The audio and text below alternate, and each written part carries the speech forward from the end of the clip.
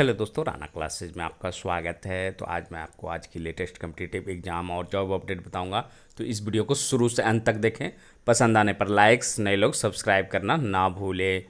तो आज ये खबर देख सकते हैं, बीएसएससी 2 प्रतियोगिता परीक्षाओं का लेगा आवेदन। ये हिंदुस्तान पेपर के पटना एडिशन में आप देख रहे होंगे कि इधर अखबारों में खासकर दैनिक जागरण, प्रभात खबर में आता है आज हिंदुस्तान। तो क्या ये वैकेंसी है जो कि सच में इसी माह के अंत तक जारी हो जाएगी या जुलाई तक जाएगी या आएगी ही नहीं? ऐसे प्रश्न है जो कि बार बार, क्योंकि पहले क्या होता था कि अगर एक साल और पीछे जाए तो एक प्रभात खबर छोड़कर कहीं भी इसकी सूचना नहीं कि बीएसएससी सीजीएल 3 का विज्ञापन कभी आएगा। तो कहीं ना कहीं है जो कि अखबारों में चर्चाएं तेज है और तैयारी भी चल रही है। तो उम्मीद है कि हो सकता है कि इस माह के अंत तक है जो कि आपके विज्ञापन आ जाए। अगर नहीं आए तो अगले माह आ जाएंगे, लेकिन लग रहा है कि आपका विज्ञापन का इंतजार अब खत्म हो सकती है। तो पढ़ते हैं क्या है। तो बिहार कर्मचारी आयोग एक साथ 2 प्रतियोगिता परीक्षाओं के लिए आवेदन लेगा। इसकी तैयारी शुरू कर दी गई है। पहला है जो कि द्वितीय इंटर स्तरीय परीक्षा और दूसरा तृतीय स्नातक स्तरीय परीक्षा की वैकेंसी एक साथ निकाली जाएगी। इससे पहले आयोग नगर विकास विभाग में 2188 पदों के लिए जो कि आवेदन आमंत्रित कर सकता है। इससे पहले आयोग इंटर स्तरीय परीक्षा के साथ लेने पर विचार कर रहा था, पर नगर विकास विभाग में जल्द कर्मियों की नियुक्ति की जानी है। आयोग के सचिव ओम प्रकाश पाल ने बताया कि जैसी स्थिति बनेगी उसके हिसाब से कार्य किया जाएगा। विज्ञापन माह के अंत तक निकाल दिया जाएगा। इसके अलावा इंटर स्तर से 8 विभागों में करीब 461 पदों के लिए विज्ञापन जो कि निकाला जाएगा।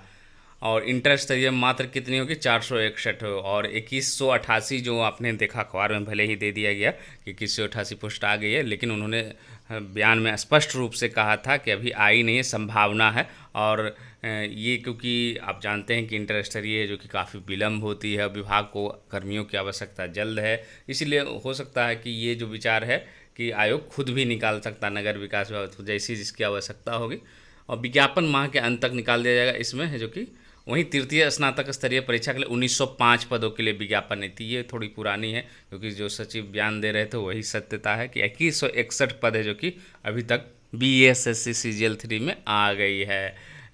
इसके माध्यम से 11 विभागों में नौकरी होगी। इसमें सबसे अधिक सामान्य प्रशासन विभाग में सहायक पद के लिए 1360 पदों पर होगा और ये लेवल 7 की पोस्ट होगी। आपने देखा होगा कि बीपीएससी में भी लेवल 7 की कई पोस्टें हैं और बीएसएससी में भी कम से कम 2 पोस्टें ज़रूर होगी लेवल 7 की।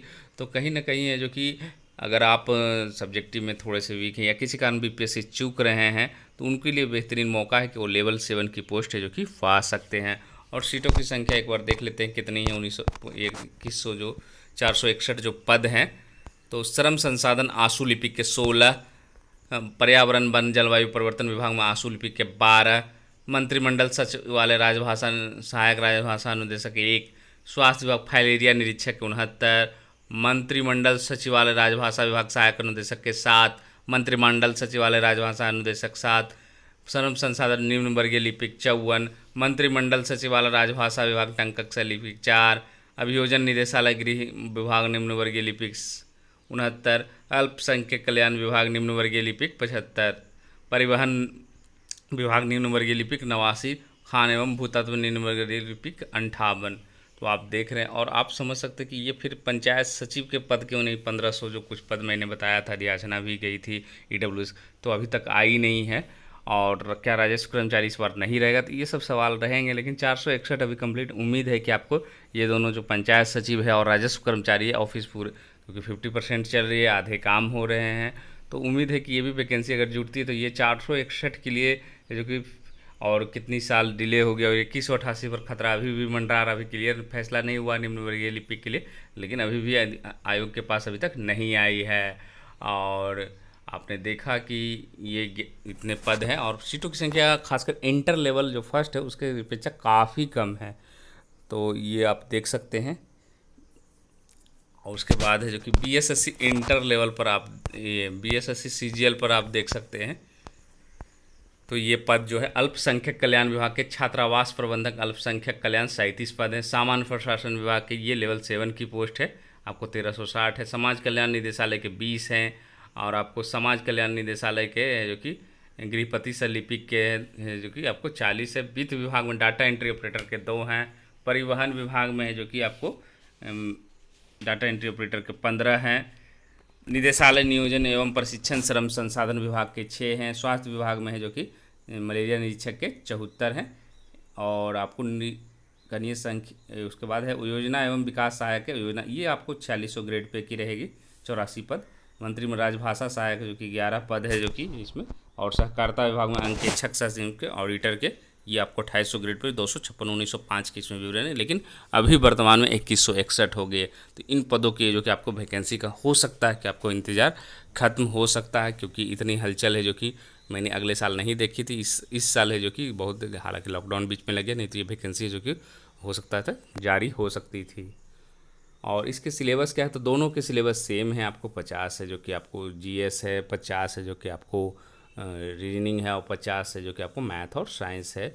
और ये प्री जो एग्ज़ाम होगी इसमें वही 2.25 घंटे की समय रहेगी, 2 घंटा 15 मिनट की। और 3 पुस्तकें हैं जो कि मानक पुस्तकें आप ले जा सकते हैं सेंटर में। 150 क्वेश्चन होगी, 600 नंबर के प्रश्न है, 1/4 नेगेटिव रहेगा। तो ये सब प्रक्रिया है जो कि हालांकि आप 3 साल से ये सुनते आ रहे हैं, लेकिन हो सकता है कि आपकी ये उम्मीद है जो कि अब पूरी हो जाए, क्योंकि बहुत 18 से ही लग रहा था कि BSSC CGL 3 की वैकेंसी है जो कि ख़त्म ज्वाइनिंग हो गई थी। तो लग रहा था कि 18 के बदले 19 में निकल जाएगी, 18 में, लेकिन 19, 20 और 21 चल रहा है। और उम्मीद है कि ये इंतज़ार है जो कि आपको ख़त्म होगी।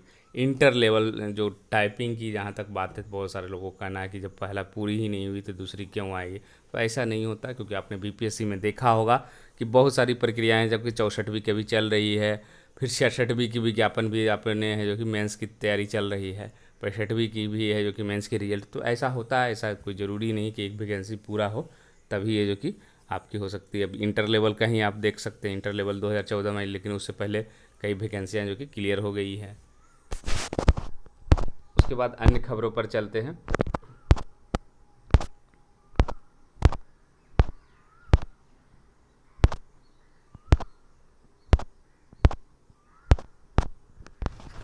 तो ये झारखंड से है। कल झारखंड हाई कोर्ट ने एक महत्वपूर्ण फैसला सुनाते हुए कहा कि प्रारंभिक परीक्षा में आरक्षण का लाभ नहीं दिया जा सकता। राज्य में वर्ष 2018 में दरोगा नियुक्ति के लिए ली गई प्रारंभिक परीक्षा में आरक्षण का प्रावधान राज्य सरकार के नियमों और शर्तों के आधार पर किया गया है। झारखंड राज्य कर्मचारी आयोग ने पीटी में आरक्षण नहीं देने का निर्णय सरकार के नियमों के अनुसार किया, जो सही है। Chief justice doctor Ravi Ranjan और जस्टिस सुजीत नारायण प्रसाद की अदालत ने इसे आदेश को पीटी में आरक्षण के लाभ देने वाली याचिका खारिज कर दी। गुलाम सादिक एवं अन्य ने पीटी आरक्षण देने की मांग को लेकर याचिका दायर की थी, दरोगा नियुक्ति रद्द करने का आग्रह किया था। 2018 में आया था रिजल्ट। तो झारखंड राज्य कर्मचारी चयन आयोग ने दरोगा की 319 पदों में नियुक्ति के लिए 2017 में विज्ञापन निकाला था। इसी में पीटी का आरक्षण नहीं दिया था। रिजल्ट निकलने के बाद कुछ अभ्यर्थियों ने एकल पीठ में याचिका दायर कर पीटी आरक्षण देने की मांग की। एकल पीठ ने सुनवाई के बाद याचिका खारिज कर दी। इसके बाद खंडपीठ में अपील याचिका दायर की गई। लंबी सुनवाई, सोमवार को इस मामले में लंबी सुनवाई में प्रार्थियों की ओर से अदालत को बताया गया कि झारखंड गठन के बाद 2002 राज्य एक अधिसूचना जारी कर बिहार असैनिक सेवा और बिहार कनीय सेवा भर्ती नियमावली 1951 को अंगीकार किया। वर्ष 2002 में ही इसे झारखंड में लागू किया गया। इसके बाद इसी आधार पर झारखंड में परीक्षा ली गई। चतुर्थ जेपीएससी सिविल सेवा की परीक्षा में इसी नियमावली के तहत ली और पीटी में आरक्षण दिया, लेकिन उसके बाद से जेपीएससी जेएसएससी ने पीटी में आरक्षण देना बंद कर दिया। प्रार्थियों का भी कहना है कि अधिसूचना आज भी लागू है, इसी कारण इसी नियमावली से परीक्षा होनी चाहिए, शर्तों के अनुसार परीक्षा। जबकि झारखंड राज्य कर्मचारी चयन आयोग की ओर से बताया गया वह कार्मिक विभाग के नियमों और शर्तों के अनुसार से परीक्षा लेता है। इस परीक्षा में नियमों का भी पालन किया गया। नियुक्ति प्रक्रिया पूरी हो गई। सभी चयनित योगदान में सुनवाई के बाद अदालत ने कहा कि सरकार ने नीतिगत फैसला लेते हुए पीटी में आरक्षण का लाभ नहीं दिया है। अदालत की नीतिगत फैसलों मामलों में हस्तक्षेप नहीं करेंगे। इसके साथ ही कोर्ट ने याचिका है जो कि खारिज कर दी। तो मतलब कोर्ट का कहना है कि सरकार ने के निर्णय के अनुसार किया, इसलिए इस पर मैं कुछ नहीं कर। और ये दोनों जो दलील थी वो आपको बताया।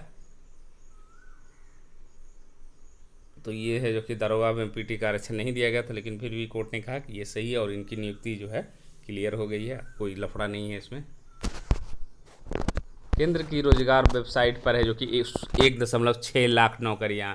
तो केंद्र सरकार के नेशनल करियर सर्विस पोर्टल पर 31 मई 2021 तक मौजूद कुल नौकरियों की संख्या 1.6 लाख के करीब पहुंच गई है। इन नौकरियों में सबसे ज़्यादा राजस्थान से, दूसरे नंबर पर उत्तर प्रदेश से वैकेंसी मौजूद है।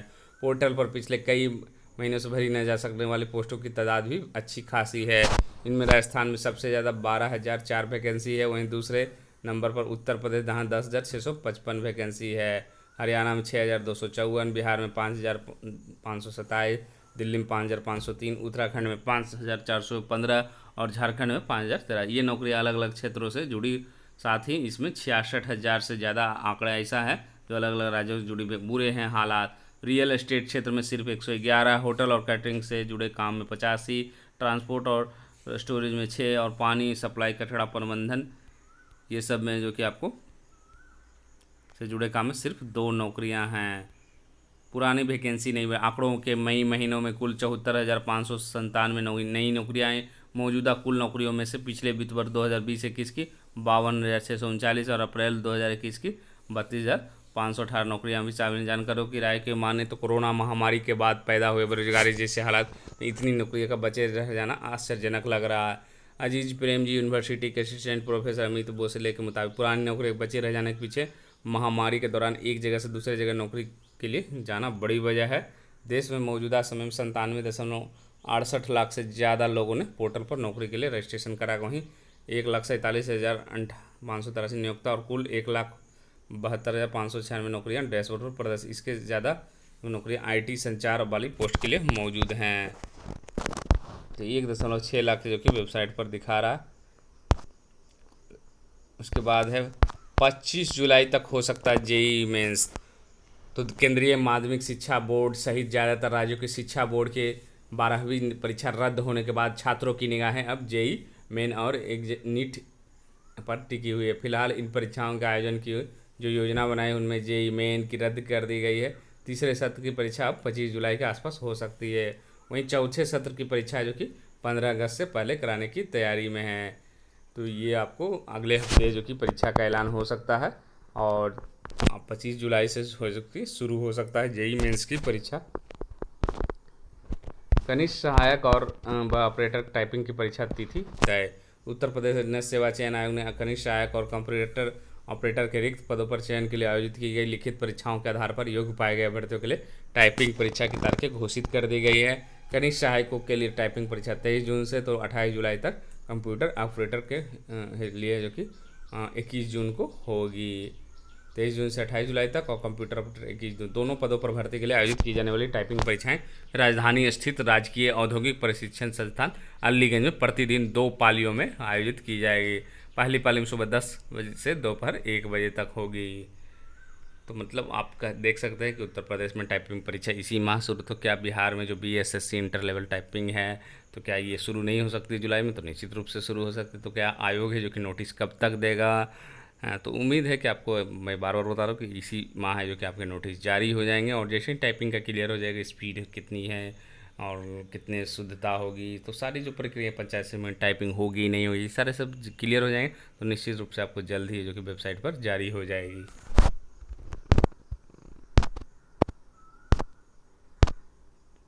CET कराए जाने का रास्ता साफ।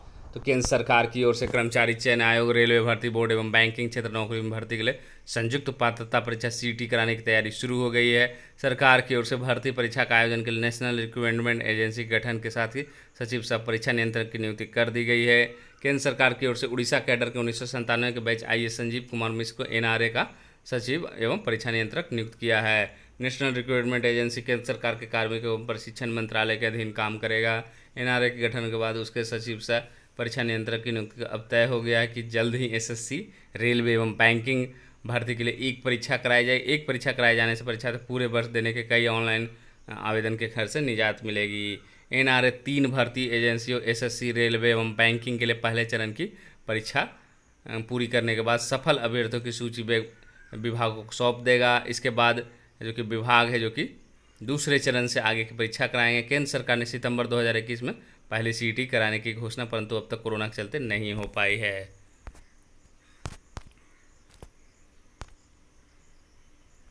और ये क्या है, कोरोना से लगातार दूसरे साल भी हताश हुए SSC के परीक्षार्थी।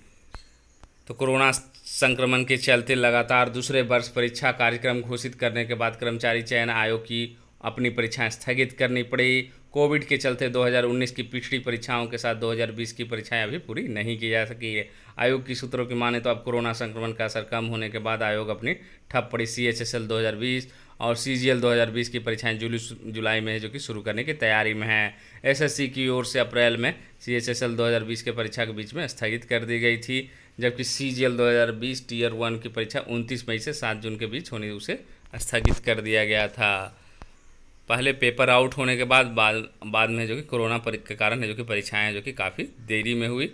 और कौन कौन सी परीक्षाएं जो कि अटकी हुई है, संयुक्त हायर सेकेंडरी लेवल 2020 की टियर 1 परीक्षा जो अप्रैल में शुरू होने की थी वो स्थगित है, सबसे पहले यही होगी। उसके बाद CGL टियर 1 की परीक्षा हो जाएगी और उसके बाद दिल्ली पुलिस सब इंस्पेक्टर है जो कि 12 जुलाई को प्रस्तावित। तो ये पहले जो कि आपको CHSL की छुट्टी में परीक्षा होगी, उसके बाद CGL की परीक्षा होगी, उसके बाद स्टेनोग्राफर की परीक्षा होगी।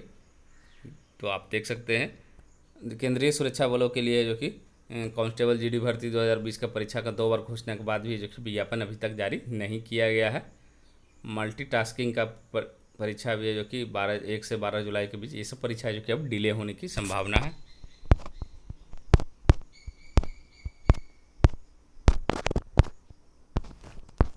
डिग्री कॉलेजों को मिलेंगे 2500 शिक्षक। तो इस माह राजकीय डिग्री कॉलेजों में 500 से अधिक शिक्षकों को मिल जाएगी नियुक्ति।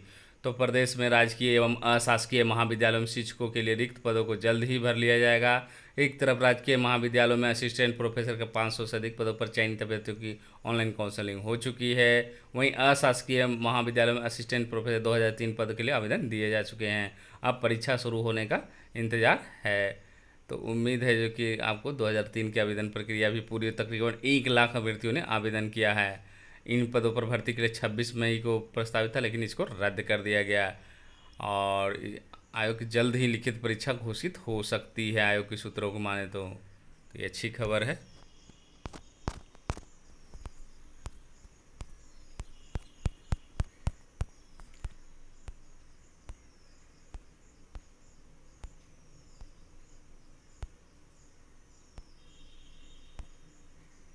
तो आज है जो कि अनलॉक पर नया आदेश आएगा, उसमें देखना क्या 50% जो सरकारी कर्मियों के लिए रहेगी या खत्म हो जाए। अगर रहती है तो कहीं ना कहीं फिर से जो कि रिजल्ट परीक्षा और जो विज्ञापन पर असर हो सकता है। लेकिन चलिए, अगर ये पूरी खुल जाती है तो और भी आपको तेज़ी हो सकती है। अप्रशिक्षित प्रारंभिक नौकरों की जाएगी नौकरी। तो राज्य सरकारी स्कूलों के वैसे प्रारंभिक शिक्षकों के अप्रशिक्षित मानते हुए उनकी सेवा है जो कि समाप्त की जाएगी, जो राष्ट्रीय मुक्त विद्यालय संस्थान NIOS के 18 माह के DLED पाठ्यक्रम की परीक्षा में फेल कर गए हैं। हालांकि सेवा मुक्ति का यह आदेश है जो कि उन वादी शिक्षकों पर तत्काल प्रभावी नहीं होगा जो उच्चतम न्यायालय द्वारा पारित अंतरिम आदेश से आच्छादित हैं। इससे संबंधित निर्देश प्राथमिक शिक्षा निदेशक डॉक्टर रंजीत कुमार सिंह द्वारा सभी जिला शिक्षा पदाधिकारी, जिला कार्यक्रम पदाधिकारी स्थापना को दिए गए हैं। निर्देश में कहा गया कि बच्चों को मुक्त एवं अनिवार्य शिक्षा अधिनियम 2017 की धारा 23 के तहत सभी अप्रशिक्षित 31 मार्च 2019 तक निर्धारित अर्हता तथा शिक्षण प्रशिक्षण प्राप्त करना अनिवार्य था। इस हेतु भारत में जो सरकार है जो कि तत्वाधान है जो कि NIOS 18 माह का DLED पाठ्यक्रम था। मतलब इनकी ये जो कि आपको नौकरी जा सकती है। तो शिक्षा, धन्यवाद।